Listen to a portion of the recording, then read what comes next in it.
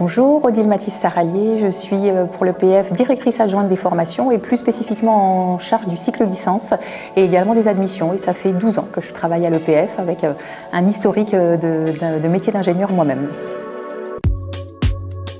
Alors l'EPF forme des ingénieurs généralistes et durables, je dirais, dont la vocation est vraiment d'avoir une vision globale et transversale du métier pour répondre à un besoin du marché, qui est un marché en pleine transformation. L'EPF, c'est une école à but non lucratif qui est implantée aujourd'hui sur 4 campus en France, le campus historique, le campus de Paris-Cachan, 3 dans l'Aube, Montpellier dans le sud et Saint-Nazaire, le petit nouveau dernièrement dans l'ouest, et également un 5e campus en Afrique, au Sénégal, à Dakar. L'EPF, c'est une école qui a une histoire très particulière, puisque ça a été la première école d'ingénieurs dédiée aux femmes et qu'évidemment cette histoire très forte est restée ancrée dans l'ADN de l'école et dans ses missions aujourd'hui. L'EPF est une école qui délivre aujourd'hui 3 diplômes d'ingénieurs en formation par apprentissage ou initiale, accrédités par la commission des titres de l'ingénieur, très important dans des études comme celle-là, et également des diplômes de type bachelor en 3 ans, donc des programmes plus courts aujourd'hui, dont 2 sont également accrédités grade de licence, donc reconnus par l'État sur des thématiques comme l'efficacité énergétique, le numérique et le marketing digital. Enfin, l'EPF, c'est une école qui a presque un siècle d'existence, et donc ça veut dire aussi toute cette expertise de presque un siècle,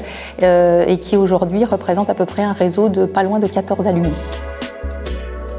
Oui, alors ce diplôme d'ingénieur généraliste à l'EPF, c'est un modèle assez unique dans un format 3 années plus 2 années qui est assez original dans le panorama des écoles d'ingénieurs en France. Le premier cycle de 3 ans est vraiment très transdisciplinaire. L'idée étant de donner à nos jeunes diplômés une vraie capacité d'intégration, quel que soit le milieu professionnel vers lequel ils iront. À la suite de ça, à partir de la 4e année, ils choisissent un domaine de spécialisation qu'on appelle nous une majeure, dans des domaines aussi variés que l'aéronautique, l'espace, le bâtiment, le numérique et l'intelligence artificielle, l'énergie, d'autres que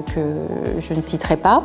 En 5e année, nos étudiants ont également la possibilité de réaliser un double diplôme à l'étranger ou en France, dans des établissements plutôt prestigieux, comme par exemple à Centrale Supélec, un master proposé en aéronautique ou dans le domaine de la cybersécurité ou encore de l'énergie, en lien avec notre majeur du campus de Troyes lié à l'architecture et l'ingénierie, un partenariat et des masters possibles à l'université urbaine de Sciences Po, partenariat avec l'université Paris 13 pour l'ingénierie et la finance. Voilà, donc des doubles diplômes accessibles à nos étudiants en 5e année. Enfin, sur ce parcours, ce qu'il est important de dire, c'est que nos étudiants auront obligatoirement passé un semestre à l'international, donc parmi notre réseau d'universités étrangères très varié aussi sur toute la map monde. Ils auront réalisé 48 semaines de stage, soit pratiquement 2 ans complets passés sur le terrain dans des entreprises d'ingénierie, dont un stage qui est particulièrement dédié à l'immersion dans un domaine social pour donner à nos ingénieurs, parce que c'est très important dans les valeurs de l'EPF, cette capacité à être un ingénieur bon scientifiquement, mais surtout un ingénieur responsable.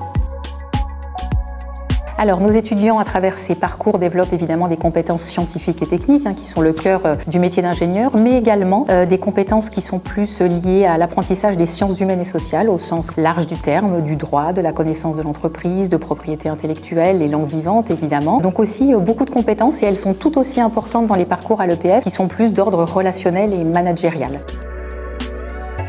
Alors, je pense que ce qui est vraiment très spécifique à l'EPF dans ces parcours, c'est notamment des majeures aussi très originales. On propose à l'EPF une majeure dans le domaine de la santé, mais vraiment orientée sur la robotique de la santé, ce qui est rare dans le panorama français aujourd'hui. Une majeure en ingénierie et architecture, et également nouvellement une majeure en ingénierie et design, qui sont tous des domaines qui sont restés finalement assez éloignés et qui convergent aujourd'hui de plus en plus. Ça, c'est sur des spécificités de spécialisation. Ce qui est très particulier et qui fait la différence à l'EPF aussi, c'est sa pédagogie qui est vraiment reconnue comme étant très innovante, avec une cellule d'innovation pédagogique numérique qui est très active à l'école et qui, encore une fois, a pour vocation à